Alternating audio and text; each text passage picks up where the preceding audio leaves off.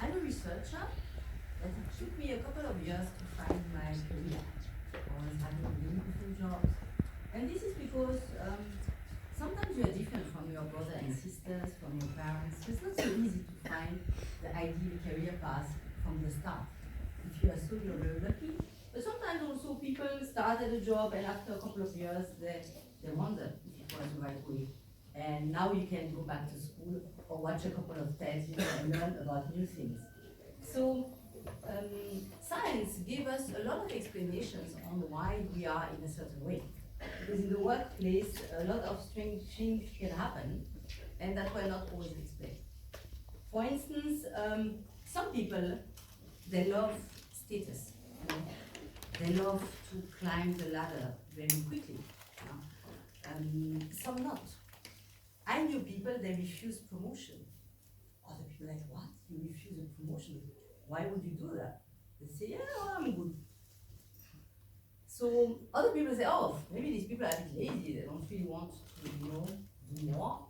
They don't want to do more than 100%. And other people look at people who want to climb the ladder, say they're a bit ambitious, no? They work all over you to fulfill their needs. What science showed is that this actually you were born like that. So you can go back home today, say, you know what, I have no choice, I really need a sports car or designer bag. I'm just like that. It has been shown that two factors will influence your need for status. It's a certain type of dopamine receptor. So the more you have of these receptors, they're called DRD2, DRD3, if you want to check later on. The more you have of these receptors and the more you are influenced by testosterone, the more you will be looking for status. You cannot fight against that. So whether you find status by titles, by money, by fashion, that's another story. Another thing that science taught us is the way how sociable we are is also linked to our very own chemistry. For instance, people who have very low level of oxytocin will not like to chit-chat with other people. They're not so much like, how was your weekend? No. They don't remember if you have children or not, the brand of your dog. They don't remember all this type of information, so they don't feel comfortable. The good thing is you cannot really change yourself. Some people try, but it's extremely difficult. You can somewhere trying to vaporize some oxytocin. I'm not sure it's a good idea actually, because it was shown that if you add oxytocin, you might become more envious. So you always have a plus, a minus to everything. So you cannot necessarily change yourself, but what you can do is find the right job. So let's say you don't like to interact that much. If you are aware of it, you can become an artist. You can do software developer. You can do researcher. You can do chess champion. You have many options. Other things that science showed is that some people are a bit more OCD than others. People, they like everything to be very organized. It has to be neat. It has to be organized. Otherwise, it's panic. You have to make the most of that. If you have this type of things, you can see it as a default, or you can see it as a talent. You have a talent for doing things in a certain way, in a very neat manner. And we looked at different people, the jobs they had, and in certain jobs you need that skills. If you are a surgeon, if you are a pilot, if you are a hostess, there are all types of jobs you need people who have routines that are very strict. Yeah? So I think it's all about discovering what type of beast you are and what is the best job for you. So what I discovered also, and I want to share with you, because I was always told I was doing guys things, it's true that I was working in probably artificial intelligence before even the term exists. Now I'm doing neurosciences. I'm being a professor. In most places where I go, you don't have many girls, so I'm there. Recently I heard something about like a neutral gender voice, and then I investigated, what should be a girl's voice? Mine is way too low. I say, too bad. And I was reading about also these, maybe I should talk like that? So So recently I read about these poor athletes, you know, running so fast, people were like, oh, whoa, whoa, whoa, you are running a bit too fast. Let us check. Maybe you have a bit too much testosterone, yeah? Could you lower that, please? But she was like, yeah, but I was born like that. Yeah, but it's not a normal level. So I came to the conclusion that one of the issues when we want to find our way is more this normal thing. I would call it normalopathy, because at some point trying to be normal sounds like the new disease, you know? What is normal? So if you are a girl, what is normal? If you are a guy, what is normal?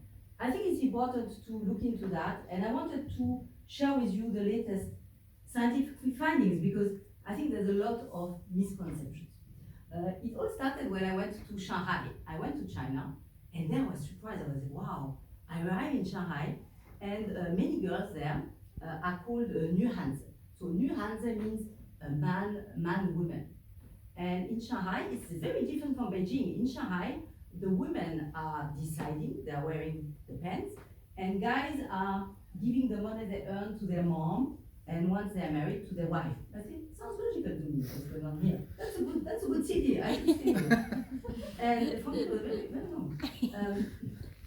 and then I was wondering, yeah, why is it so? Why is it so that in some country, you know, you have different relationships, different opportunities? Because in China, I think more than half of the women of the entrepreneur are women. So you don't have same things you will find in some other places. And what I discovered researching is actually women and men are both influenced by testosterone and estrogen. So it's not, there's no such a thing that testosterone is men and estrogen is women. It's not like that at all. Actually, you have some hormones circulating in our body right now, but you have hormones that were circulating while we were in the womb, when everything was being put in place. And depending on how much of each hormone, maybe depending on which hormone is circulating at what moment, you will have different type of women, different type of men. So I already had this feeling, because you know that some guys you know are very different, some girls you know are very different. Yeah. Some girls notice what you were wearing the day before. Oh, Diana, this shoes you were already wearing. Yeah, I don't know. You know, I'm not writing down. Some guys notice what you are wearing. Oh, you have this bag. Yeah, I don't know either. So sometimes in my life, I was feeling much closer to an Asian software developer than to a Caucasian saleswoman, you know? So I thought it was very peculiar to think that maybe there was something going on beyond gender, beyond race, beyond anything. And this is actually hormones. So in many animal species, you already have more than two gender. You know, you don't have just male, female, and drag queen. You have much more actually. And actually my husband is here, so what I will tell you has nothing to do with sexual preferences or performances, even though there's a secret mapping that I know.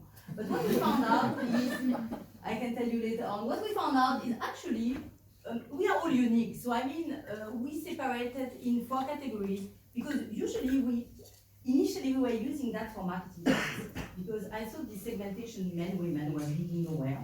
So we found out that no, we can actually say that you have men and women that are very testosterone, men and women that are a bit more testosterone, men and women that I call balanced because they were exposed to both estrogen and testosterone, and women and men that are more estrogen. And what is happening is, and we all have different skills. So for instance, if you were more influenced by testosterone, you will be good at rotating objects in 3D. So people should not even try to beat you on video games. You know, it's a waste of time. You will be so good at video games, even without having touched the game before. And this, whether you are a guy or girl, it has nothing to do.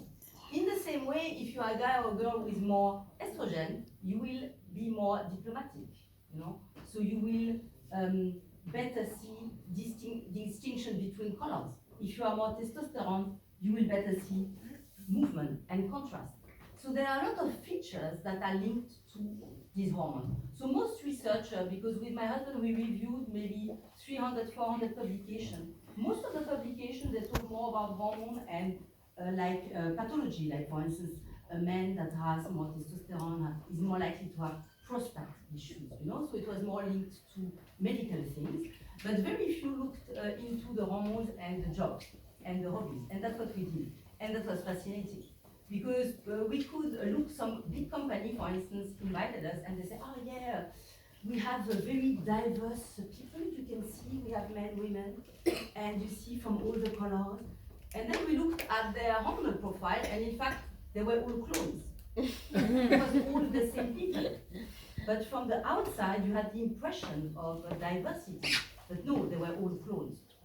So I think that understanding what type of beast you are is key to make the right decision in your career.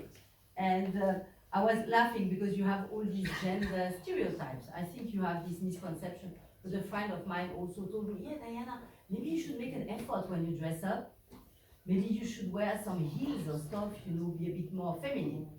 I said, yeah, first news of the day, because in fact, high heels were invented by guys and first worn by guys. In fact, in 400 years ago, Persian knights invented the heels to hold better when they were horse riding, you know. And then Louis XIV thought it was quite cool to wear heels. So I don't know if they had bags like that at the time. So he was wearing heels, and they became higher and higher to show status. But men and women then, and actually girls saw the heels, they say, wow, it's cool, guys, they wear that, I want that too. They started wearing heels as well. The only thing is, Louis XIV decided that only red heels could be worn by him. Well, now you have other shoe brands doing it, but at that time that was actually his idea. So what I would like you to keep from this talk is sometimes you have some job description for people that do not exist, you know. Sometimes they ask people to be super rigorous, to have like boxes in their head and to be creative. Yeah, no, it doesn't exist. So now it has been proven. Because if you have more of certain dopamine receptor, you cannot be that both at the same time. Also, what you have to know is this is a bit like gambling, you know, it's like a lottery. Parents can transmit you some genes, but hormones can override everything. So you can really be very different from your parent, very different from your brother and sister. So my advice I would give you for your career choices is take advice from people who are really like you, who have the same perception of risk, who have the same way of thinking, the same chemical way of being, you know. You will have much more success than listening to a bit anybody. So my other advice I would give you, but I have to be very careful on that, is be yourself, but don't get killed. Yeah, yeah, be careful. Because I must say that, you know, all the voice changing, it's just to look like what is normal, you know. And some people indeed, they change their voice, they change the way they talk, they change everything to fit, yeah. So, but then you come at a point where maybe only 3 people are normal, and then all the other ones are faking it to fit. So yeah, maybe we can all take off the masks and it will be better for everybody. So thank you so much for your attention today. Thank you.